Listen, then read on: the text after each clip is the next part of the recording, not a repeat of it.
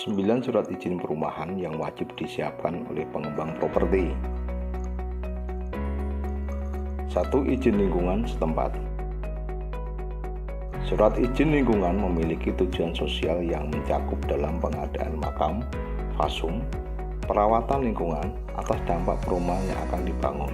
Kesepakatan dengan warga akan dibicarakan di tingkat warga dengan warga yang ada di lingkungan kawasan yang akan dibangun perumahan yang disetujui oleh perangkat RT, RW, kelurahan, dan kecamatan. Ini salah satu contoh berita acara antara pengembang dengan warga yang disetujui atau diketahui oleh RT, RW, kelurahan, dan kecamatan. Yang kedua, keterangan rencana umum tata ruang.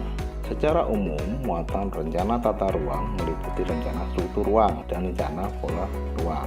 Pada prakteknya, surat ini juga berhubungan erat dengan surat lainnya, yaitu rencana tata ruang wilayah RT RW di suatu daerah. Biasanya orang mengenal namanya ITR, informasi tata ruang,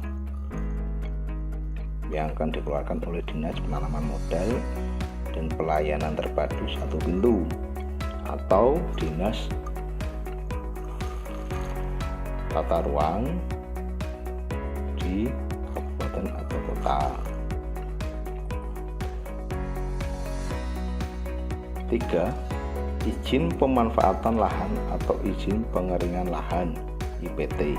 Izin pemanfaatan lahan atau disebut juga izin penggunaan pemanfaatan tanah adalah satu jenis surat izin perumahan yang termasuk dalam izin pemanfaatan ruang. Kepemilikan surat izin perumahan ini kelak menjadi dasar diterbitkan izin mendirikan bangunan atau izin usaha. Namun tak perlu khawatir karena izin tata guna lahan ini pasti terbit selama lokasi yang dimaksud sesuai dengan fungsi aturan yang ada. Zonasinya kuning untuk perumahan atau zonasi pekarangan. Ini salah satu contoh izin pemanfaatan lahan. 4. Izin prinsip. Surat izin prinsip adalah surat perizinan usaha yang diterbitkan oleh Badan Koordinasi Penanaman Modal. Tiap investor atau perusahaan pengembang properti yang akan berinvestasi atau memulai usaha Indonesia harus memiliki surat ini. Nah, izin-izin ini selain izin prinsip ada izin prinsip perluasan, perubahan, izin ajar ini tidak wajib.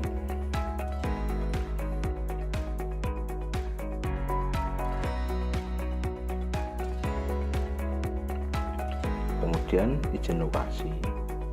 Izin lokasi adalah jenis surat izin perumahan yang diberikan kepada perusahaan untuk memanfaatkan lahan untuk usaha. Izin lokasi juga berlaku sebagai izin pemindahan serta izin penggunaan tanah di lahan tersebut untuk keperluan usaha serta kegiatan lainnya yang akan dijelaskan sebagai bentuk usaha atau perumahan. Menurut Badan Koordinasi Penanaman Modal, izin lokasi harus langsung diurus setelah perusahaan mendapatkan nomor induk berusaha.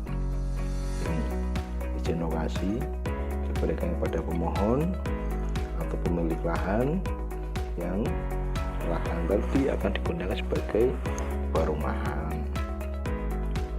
6. Izin dari Badan Lingkungan Hidup BLH atau analisa mengenai dampak lingkungan atau AMDAL. Analisis dampak lingkungan atau AMDAL adalah kajian dampak suatu usaha atau kegiatan terhadap lingkungan sekitarnya. Sementara itu, izin dari Badan Lingkungan Hidup akan diberikan kepada daerah berdasarkan hasil evaluasi dokumen lingkungan hidup. Oleh karena itu, bila ingin mendapat surat izin perumahan, ini yang pertama harus dilakukan adalah menyusun dokumen lingkungan hidup. Ini acara penyerahan dokumen ke Dinas Lingkungan Hidup. Nah, nanti akan dapat jawaban atas persetujuan dari Dinas Lingkungan Hidup. Nah, izin dampak lalu lintas ini tidak harus dilakukan. Beberapa daerah atau kawasan yang bukan di jalan provinsi yang tidak berdampak pada lalu lintas ini tidak mewajibkan ada izin andalalin karena tidak berdampak dari lalu lintas ada di jalan-jalan atau kawasan yang memang ada di pedesaan atau jalur-jalur jalan kecamatan. 8. Pengesahan set plan. Nah, set plan sangat penting karena set plan ini akan menyesuaikan dari perda ketentuan daerah kabupaten kota masing-masing apakah 60% dari lahan yang ada untuk perumahan, 40% untuk fasum, fasilitas umum baik jalan, tempat bermain, tempat ibadah, taman, atau 70-30 sesuai dengan perdanya masing-masing. Set plan ini akan dibuat oleh pengembang, diajukan kepada dinas terkait dan dapat pengesahan. Apabila pengesahan set plan ini sudah clear, akan ditindaklanjuti dengan proses pemecahan di BPN. Akan dipecah mana tanah kapling yang akan dibikin rumah, mana yang akan dikeluarkan sebagai fasilitas umum. Fasilitas umum itu tidak akan ada sertifikatnya. Jadi dari luas sertifikat itu 60% atau 70% untuk menjadi kapling rumah, sisanya akan digunakan sebagai fasilitas umum. Apabila sudah pecah masing-masing bidang, maka akan diajukan IMP.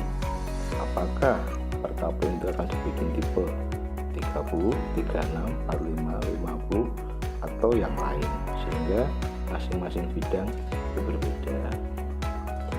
IMP ini bisa atas nama dari badan usaha perusahaan atau pribadi sesuai dengan kebijakan pemerintah kabupaten kota.